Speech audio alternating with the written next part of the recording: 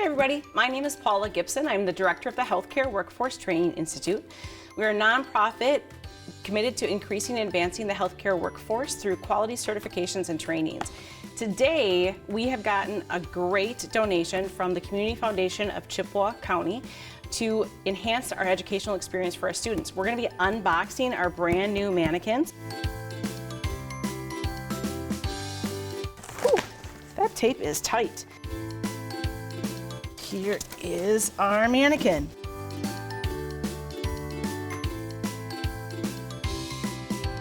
We have different parts that come with it. What's nice is all of these parts can be taken off. They're movable, they're exchangeable. These pieces are really wonderful because they allow you to inject insulin or other medications into them so that you can feel what it feels like against skin, against muscle.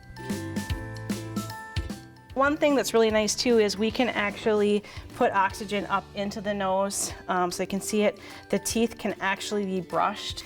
We also have different areas that we can take out of the mannequin and put in different types of wounds. So we can actually put these on the mannequin and have the students hunt for them, and then how they would record it, how they would tell the nurses about it. There's actually lungs, the stomach, and things like that down in here where you could put fluids down in there.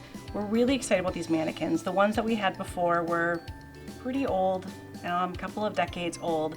They didn't have even eyes that opened, or they had no internal organs to look at. So these mannequins will be specific to Chippewa County and to our Chippewa Falls Education Center, but it also frees up a few other mannequins that are older that can go to our other sites to help supplement the education of those nurse aides as well. We have to have them as per the state, but we also want to have high quality educational things that our students can interact with so that they have a really good idea of what it's like when they're providing patient care. All of us at the Healthcare Workforce Training Institute are so thankful for the providers that support us, but also the communities like the Chippewa Falls Community Foundation that allows us to have these types of classes, as well as the donations and support that make it possible for us to continue.